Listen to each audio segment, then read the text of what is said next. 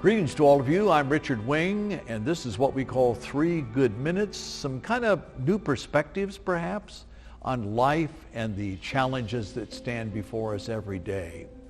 Do you remember Narcissus in Greek mythology, that man who looked into a pool of water and fell in love with himself?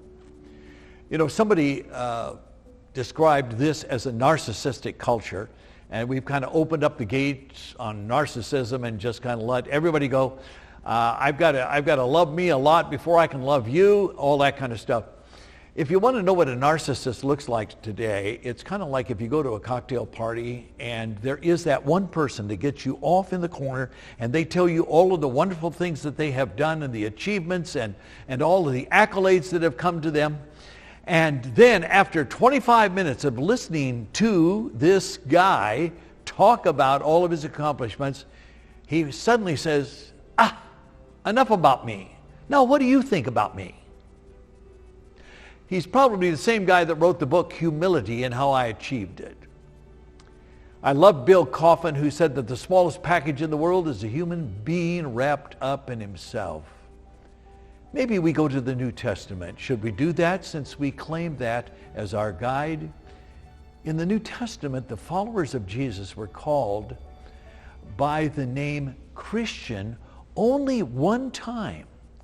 It was at a place called Antioch, and it was a mocking title. It wasn't like a nice, respectful title. It was kind of a mocking title.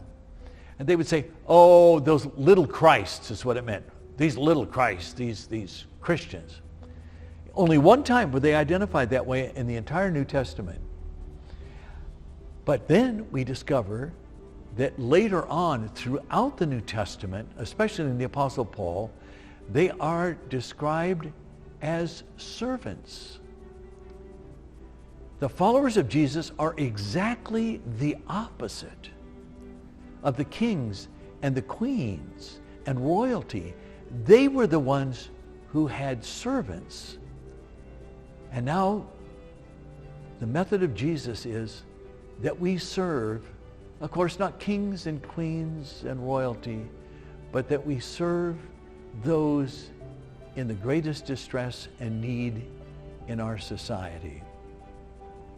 Oftentimes, I have said to people, well, what are some of the problems that we see in the church today? I don't care if it's the bishop, I don't care if it's the deacons, I don't care what office is held by anyone.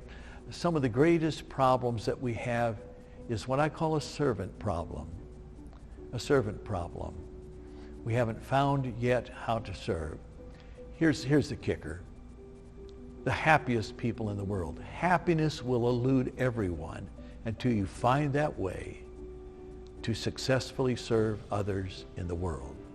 I am Richard Wing, and this is 3 Good Minutes.